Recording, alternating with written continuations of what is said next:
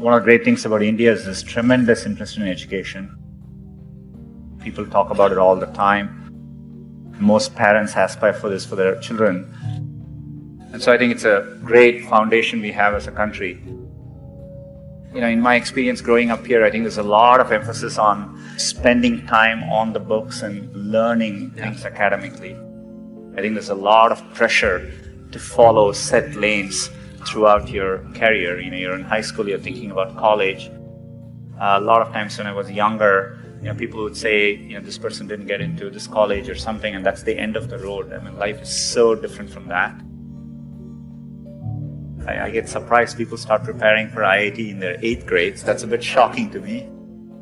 I get very surprised people come to IITs and immediately they are thinking about IIMs and so on.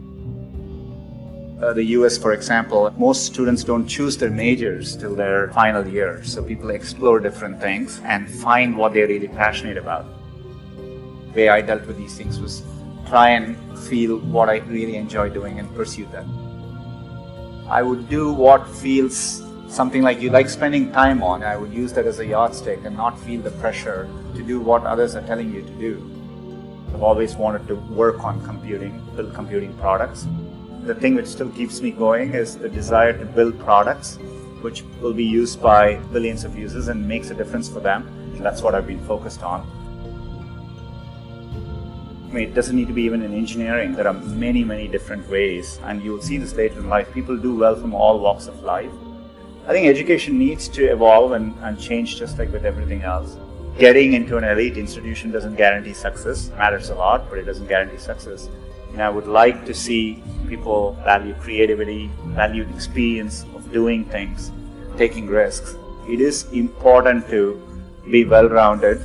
I would encourage people to try different things, take some risks, follow their passions a little bit more, enjoy what you're doing. And what matters most is loving what you're doing and trying to do well at it.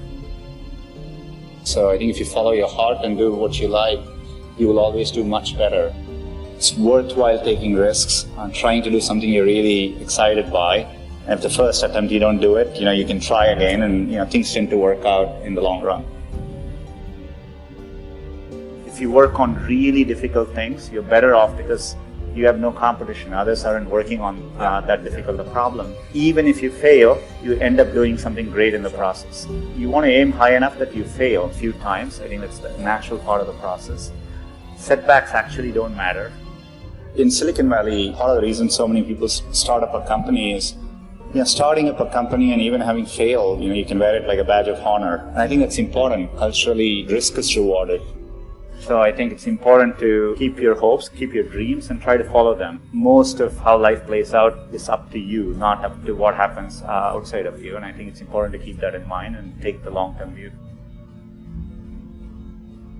Some point in your life, you have to work with people where you feel a bit insecure, because that means you're working with people who are better than you and who are pushing you. If you actually feel very secure in what you do, it means you're doing something comfortable and you're not pushing yourself. There are many, many times I've felt working with people in a group, am I doing enough? These people seem much better than me, and I think it's an inherent part of learning. And as a leader, I think it's really important to build organizations where people actually want to work together and trusting them to doing the right thing. And as a leader, it's less about trying to be successful and more about to make those people successful.